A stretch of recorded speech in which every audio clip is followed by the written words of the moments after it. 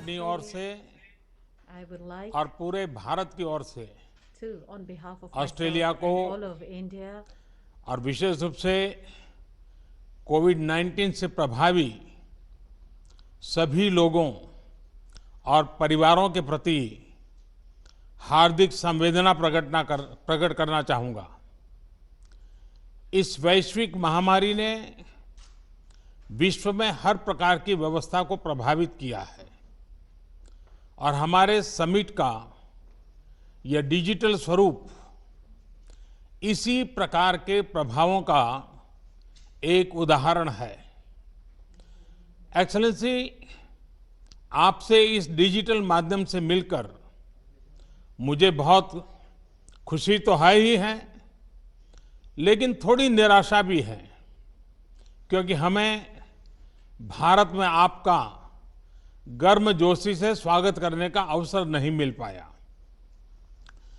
पहले जनवरी में और फिर पिछले महीने हम आपकी भारत यात्रा की प्रतीक्षा कर रहे थे, लेकिन दुर्भाग्यवश दोनों ही बार यात्रा स्थगित करनी पड़ी, शेयर्ड ज्योग्राफी और शेयर्ड ऑब्जेक्टिव से।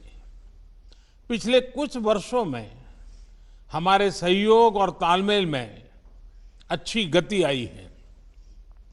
ये सौभाग्य की बात है कि हमारे संबंधों की बागडोर का एक छोर आप जैसे सशक्त और विजनरी लीडर के हाथ में है। मेरा मानना है कि भारत और ऑस्ट्रेलिया के संबंधों को और सशक्त करने के लिए ये परफेक्ट समय है, परफेक्ट मौका है। अपनी दोस्ती को और मजबूत बनाने के लिए हमारे पास असीम संभावनाएं हैं। ये संभावनाएं अपने साथ चैलेंजेस भी लाती हैं। चैलेंजेस की किस तरह इस पोटेंशियल को वास्तविकता में ट्रांसलेट किया जाए, ताकि दोनों देशों के नागरिकों, बिजनेसेस, एकेडमिक्स, रिसर्चर्स इत्यादि के बीच लिंक्स हो और जो और मजबूत बने। भारत में लगभग सभी क्षेत्रों में व्यापक रिफॉर्म्स की प्रक्रिया शुरू की जा चुकी है।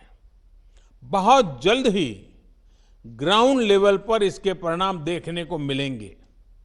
इस कठिन समय में आपने ऑस्ट्रेलिया में भारतीय समुदाय का और खास तौर पर भारतीय छात्रों का, हमारे स्टूडेंट्स का जिस तरह ध्यान रखा है, उसके लिए मैं विशेष रूप से आपका आभारी हूं। एक्सेलेंसी, मैं इस वर्चुअल समिट के माध्यम से आपसे बात करने के लिए, इस अवसर के लिए मैं फिर से एक बार आभार व्यक्त करता हूं।